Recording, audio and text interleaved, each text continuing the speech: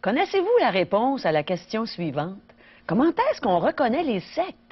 On va voir la réponse dans quelques instants.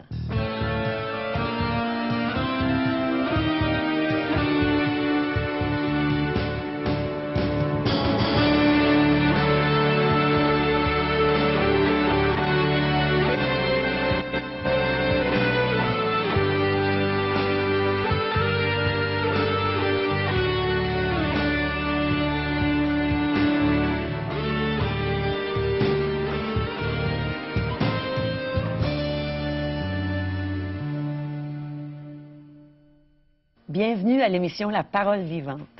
On a plein de belles choses à vous présenter aujourd'hui. Je suis vraiment dans la joie parce qu'on a un reportage spécial à vous présenter qui se déroule dans mon église. Je ne devrais pas dire mon église, par exemple, parce que c'est l'église du Seigneur Jésus. Et à cette église, il se passe plein de belles choses. On chante des louanges, on entend la parole de Dieu. Et vous allez voir ce court reportage un peu plus tard dans l'émission. On va entendre aussi une très belle chanson. Je pense que vous allez aimer Corinne Lanquetin. Elle m'édifie à chaque fois qu'elle chante. Et aussi, le pasteur Régent Joly est avec nous aujourd'hui, comme d'habitude.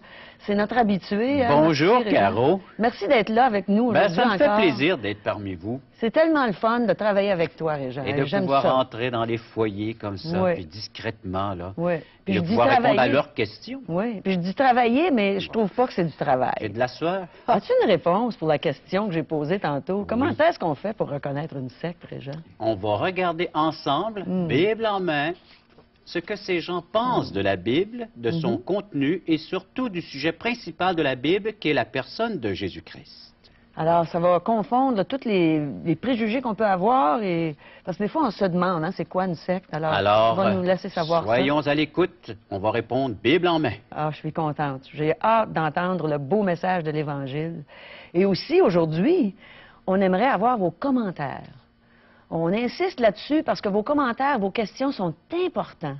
Et vos questions sont utilisées dans nos émissions. Alors, vous êtes importants pour nous et on veut recevoir vos appels. Alors, vous pouvez nous téléphoner au 1-877-L'Espoir, c'est-à-dire 1-877-537-7647 ou sur notre site web espoir.ca.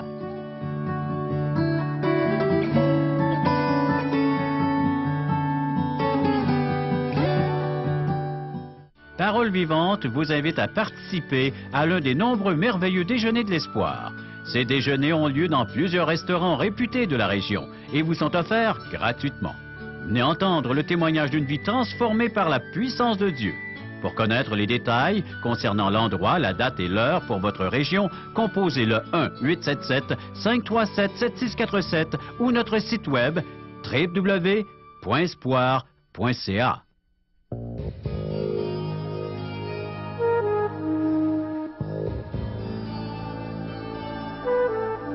Beaucoup de gens ont tendance à penser que les religions autres que la leur sont des sectes. Alors, je pense qu'on aimerait démystifier ça, on aimerait savoir ce qu'il y en est. Alors, Régent, est-ce que tu pourrais nous enseigner à ce niveau-là, afin que nos idées soient claires à ce point-là? Nous allons lire un texte de l'Apocalypse, c'est le dernier livre de la Bible, dernier chapitre, versets 18 et 19. Je le déclare à quiconque entend les paroles de la prophétie de ce livre, que ce soit de l'Apocalypse et de tous ces autres livres, mais surtout de l'Apocalypse. Alors, c'est la révélation de Dieu. Si quelqu'un y ajoute quelque chose, Dieu le frappera des fléaux décrits dans ce livre. Et si quelqu'un retranche quelque chose des paroles du livre de cette prophétie, Dieu retranchera sa part de l'arbre de la vie, de la ville sainte décrit dans ce livre. Alors, qu'est-ce que Dieu est en train de dire par son prophète ici, par l'évangéliste Jean, il est l'auteur de l'Apocalypse?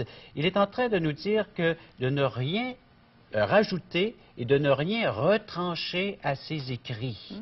Et souvent, les sectes ou certains mouvements, ce qu'ils vont faire, ils vont placer d'autres livres de différents auteurs au même niveau que la Bible.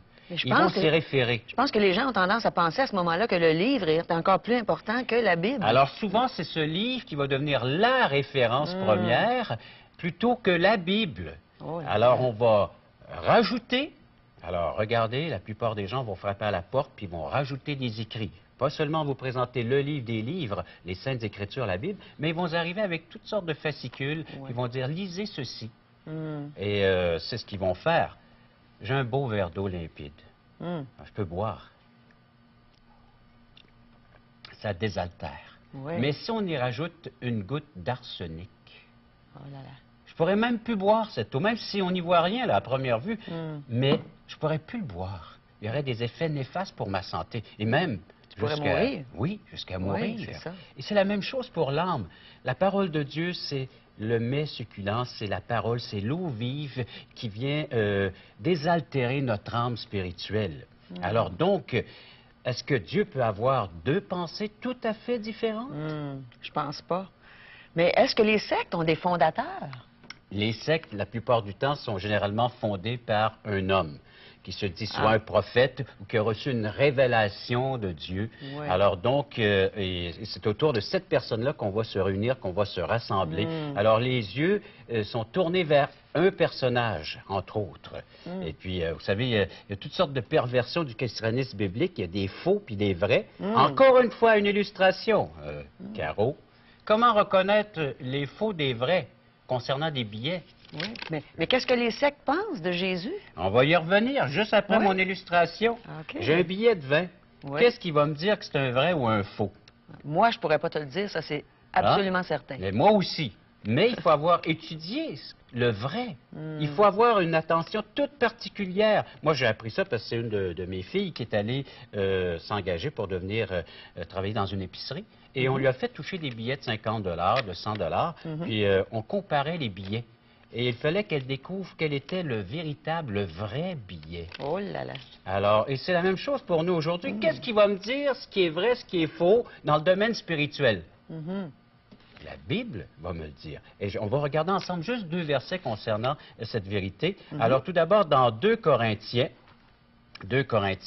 alors chapitre 2, c'est une lettre de l'apôtre Paul qui nous dit au verset 17, « Car nous ne falsifions point la parole de Dieu comme font plusieurs. » Quel beau détecteur. Mais c'est avec sincérité et c'est de la part de Dieu que nous parlons en Christ devant Dieu. Alors, devant Dieu, je ne peux ni modifier, ni changer, je ne peux pas falsifier ce message de Dieu. Je dois l'accepter intégralement, avec tout ce qui est écrit. Alors, parlant de la maladie de l'homme est un pécheur, et également, il va sans dire, accepter le remède que Dieu nous offre concernant le péché, concernant le mal qu'il peut y avoir dans l'être humain. Et le seul unique remède, c'est la personne de Jésus-Christ. Et de là vient ta question. Oui. Que disent ces sectes comparées sur la personne de Jésus-Christ en comparant les Saintes Écritures, la Bible? Est-ce que les sectes croient en Jésus? Elles vont y croire. Bien souvent, les sectes vont vous glisser un mot sur la personne de Jésus-Christ. Mais elles vont rabaisser la personne de Jésus-Christ. Alors, on va regarder ensemble 1 Jean, chapitre 5, verset 20. Rien de tel que de connaître la vérité concernant la personne de Jésus-Christ. 1 Jean, c'est juste avant l'Apocalypse. C'est encore le même auteur, l'évangéliste Jean. 1 Jean, chapitre 5, verset 20. Si vous n'avez pas la Bible à la maison, prenez en note ces références. 1 Jean, chapitre 5, verset 20. Allez vérifier dans votre propre Bible et vous allez lire cette vérité qui dit: « Nous savons aussi que le Fils de Dieu est venu et qu'il nous a donné l'intelligence pour connaître le véritable. Et nous sommes dans le véritable, en son Fils Jésus-Christ. C'est lui qui est le Dieu véritable et la vie éternelle. Petits enfants. » Alors, il parle aux croyants, à ceux qui ont placé leur confiance dans ses écrits, dans ce Dieu qui s'est révélé par la personne de Jésus. Petits enfants, gardez-vous des idoles, de tout ce qui pourrait prendre la place de cette parole, de cette vérité. C'est Jésus-Christ qui a dit dans Jean 14,6, « Je suis la vérité. » La vérité. C'est ça. Alors, on ne peut pas être confondu à ce moment-là si on se base sur la parole de Dieu qui nous dit que Jésus est la vérité. Si on veut vraiment comprendre qui est Jésus-Christ, nous avons un besoin d'étudier ses écrits et surtout, les sectes, qu'est-ce qu'ils vont faire? Ils vont nier des choses en rapport avec la personne de Jésus, sa divinité.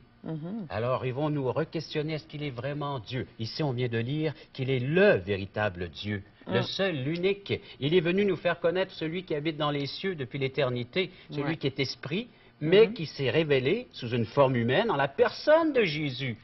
Alors, et tous ces écrits ont un rapport avec Jésus-Christ. De la Genèse à l'Apocalypse, le sujet central de ces écrits, c'est la personne de Jésus-Christ. Et un autre point qu'ils vont nier, c'est sa résurrection.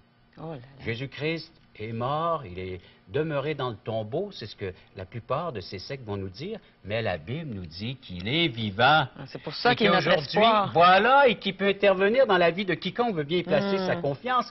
On lit ça dans 1 Corinthiens, chapitre 15. Alors, je vais vous lire ça dans 1 Corinthiens. Je vous trouve cette référence, 1 Corinthiens, chapitre 15, et les versets 1 à 3. Alors, l'apôtre Paul, qui rappelle ces choses-là aux véritables croyants, qui dit, « Je vous rappelle, frères, l'évangile que je vous ai annoncé, que vous avez reçu, dans lequel vous avez persévéré, et par lequel vous êtes sauvés, si vous le retenez dans les termes où je vous l'ai annoncé. Autrement, vous auriez cru en vain. » Ouais.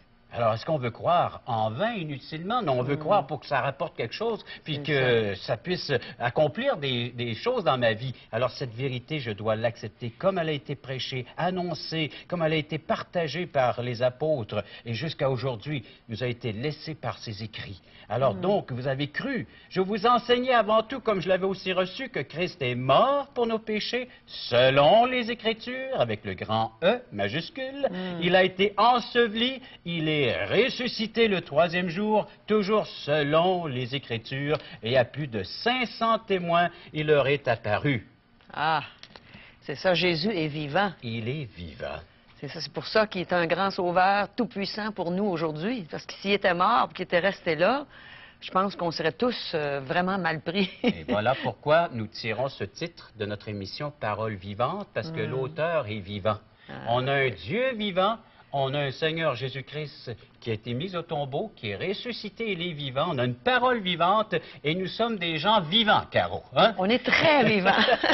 Alors, on a la vie abondante, on a la vie éternelle. C'est la parole de Dieu qui nous dit que nous pouvons posséder ces choses maintenant, aujourd'hui même. Alors donc, les sectes vont se prêcher eux-mêmes. Au lieu d'indiquer, de regarder à Jésus-Christ, ils vont nous dire que le seul moyen de sauver notre âme, le seul moyen de pouvoir être délivré, c'est en les suivant dans leur mouvement à eux. Alors, ils vont se prêcher plutôt que d'indiquer la personne de Jésus-Christ. Alors, ils vont nous attirer à eux au lieu de nous attirer à Et Christ. bien souvent vers ce prophète, vers cette personne là, Ouais. qui est là, qui réunit tout ce mouvement autour de Ouais. cette personne, alors que nous, on veut leur dire, allez à Jésus-Christ. Alors, pas à nous. Qui sommes-nous, nous, pour vous dire qu'on peut faire de quoi dans votre vie? Non, on est des êtres impuissants, comme vous. Puis on est mortel aussi. Et ce qu'on a besoin, C'est c'est un grand Dieu vivant, Oui. le véritable, celui qui est ressuscité, celui qui peut encore accomplir quelque chose dans ta vie. À celles qui nous écoutent présentement, qui nous regardent, Jésus-Christ peut faire quelque chose dans leur vie. Puis est-ce que la Bible nous donne des avertissements? De très grands avertissements, on peut même appeler des avertissements solennels. Alors, il faut y porter une oreille très attentive, une attention toute particulière, entre autres dans Matthieu chapitre 7. Alors, Matthieu chapitre 7, c'est le premier livre du Nouveau Testament. Et c'est le Seigneur Jésus-Christ qui est en train d'enseigner. Alors, le maître des maîtres, c'est le prophète, c'est le professeur. Hein? Qui sommes-nous pour contredire le maître? Hein? Alors, allons voir ce qu'il nous dit, puis rapporté par l'évangéliste Matthieu dans chapitre 7 et à partir du verset 13. « Entrez par la porte étroite, car large, spacieux est la porte et le chemin qui mène à la perdition. Il y en a beaucoup qui entrent par là. Mais étroite est la porte, resserré le chemin qui mène à la vie, et il y en a peu qui les trouvent. » Et là, il va lancer cet avertissement solennel au verset 15. Jésus nous dit, « Gardez-vous des faux prophètes, ils viennent à vous en vêtements de brebis, mais en dedans, ce sont des loups ravisseurs. Vous les reconnaîtrez à leurs fruits. Cueille-t-on des raisins sur des épines ou des figues sur des chardons? Tout bon arbre porte de bons fruits, mais le mauvais arbre porte de mauvais fruits. Un bon arbre ne peut porter de mauvais fruits, ou un mauvais arbre porter de bons fruits. Tout arbre qui ne porte pas de bons fruits est coupé, jeté au feu. C'est donc à leurs fruits que vous le reconnaîtrez. » Oh là là. Alors donc, il va s'en dire, pour reconnaître un arbre, pour reconnaître son fruit, j'ai besoin d'identifier l'arbre. Et c'est la parole de Dieu qui va m'aider à me donner le discernement nécessaire pour voir à qui ai-je affaire, qui vient frapper à ma porte, ou la littérature que j'ai trouvée, est-ce qu'elle va vraiment nourrir mon âme, est-ce qu'elle va y apporter tout ce dont elle a besoin, Alors, c'est la parole de Dieu qui devient la référence, c'est l'enseignement du Seigneur Jésus-Christ.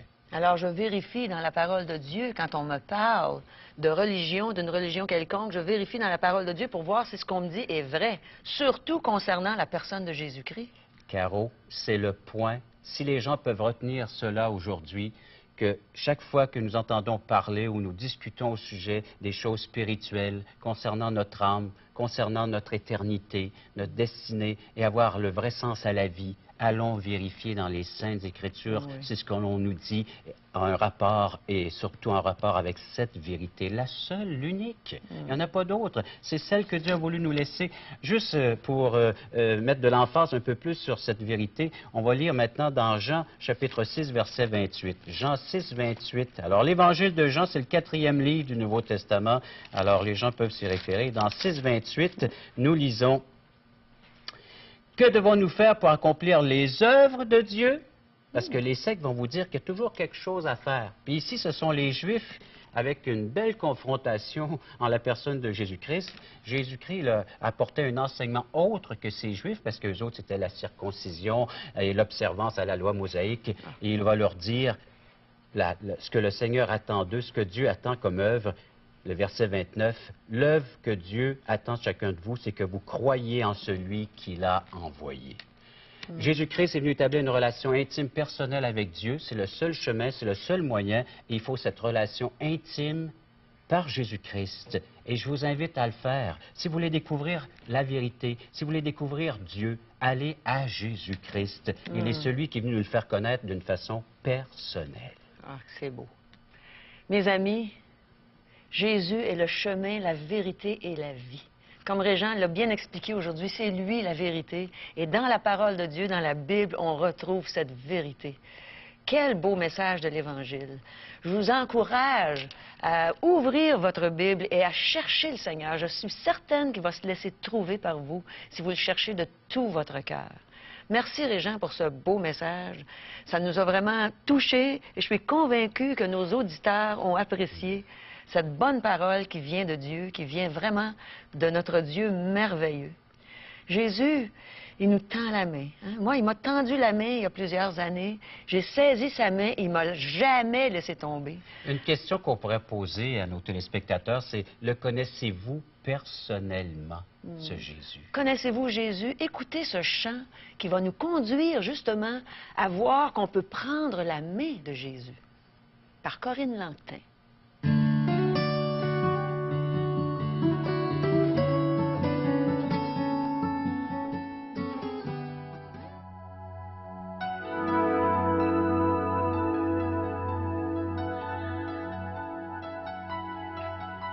Mon cœur affligé se brise, je me sens si seule,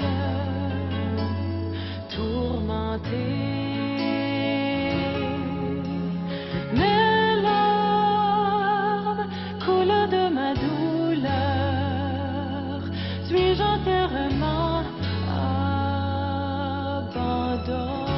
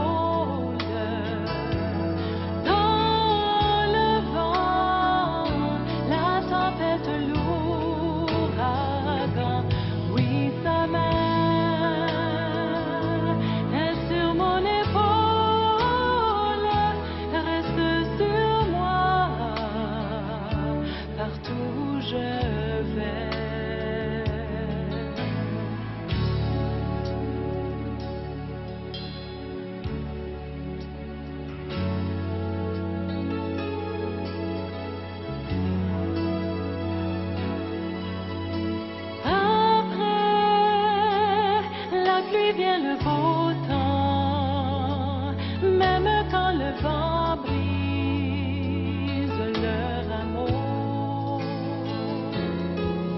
il n'éteindra la flamme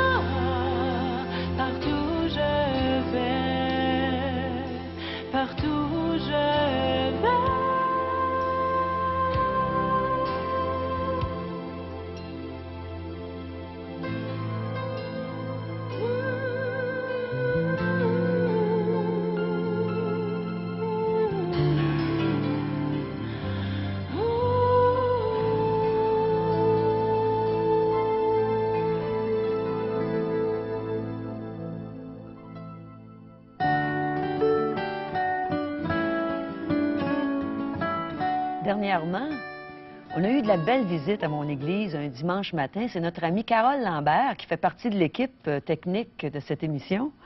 Il est venu enregistrer ce qui se passe dans une église évangélique. Vous allez voir plein de choses, tout ce qui se passe justement parce qu'il n'y a pas juste une ou deux choses qui se produisent, mais plusieurs. Alors regardons ce petit clip qui a été fait à notre église dernièrement, à une église évangélique. Alors voici notre bâtiment d'église, il s'appelle le Flambeau. On l'a appelé comme ça parce qu'on veut que notre église éclaire les gens des alentours. On vient de faire un agrandissement, on peut loger 400 personnes maintenant. Et voici, dans le foyer, on accueille les gens avant l'assemblée. Et les gens de tous les domaines, de toutes les classes, de toutes races et religions peuvent venir assister à notre assemblée et voir combien on a un Dieu merveilleux. Voici l'endroit où on s'assoit pour prier, pour louer Dieu. Ça, c'est un groupe de prière avant l'assemblée pour que Dieu bénisse tout ce qui va se passer dans la matinée.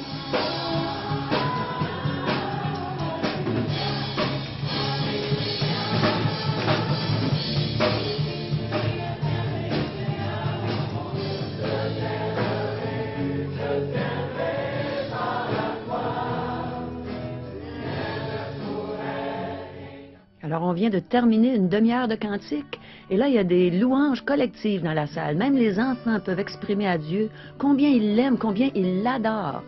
Et voici les annonces faites par Robert. Et là, les jeunes s'en vont à leur classe. Ils ont chacun leur classe selon les groupes d'âge. Ils vont entendre eux aussi prêcher la parole de Dieu. Ils vont partager dans les Écritures. Voici les adultes qui écoutent prêcher la parole.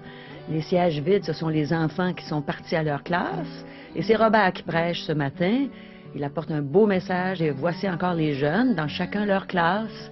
Et on a des moniteurs qui s'occupent d'eux. Et on va voir aussi les enfants à la garderie dans quelques instants. Alors on peut les voir. On voit d'autres jeunes qui écoutent religieusement la parole de Dieu. Alors les voici, ces jeunes. Et voici Robert qui termine la prédication. Et je suis là pour animer le temps de louange.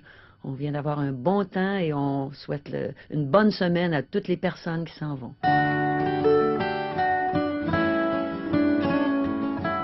On a entendu aujourd'hui un beau message de l'Évangile par notre pasteur évangéliste Régent Joly. Et maintenant, je pense que Régent, tu as un petit peu de littérature à nous présenter. De la littérature qui va aider les personnes intéressées à approfondir leur connaissance dans la parole de Dieu. Ce sont des textes bibliques qui vont y retrouver, entre autres, plusieurs thèmes.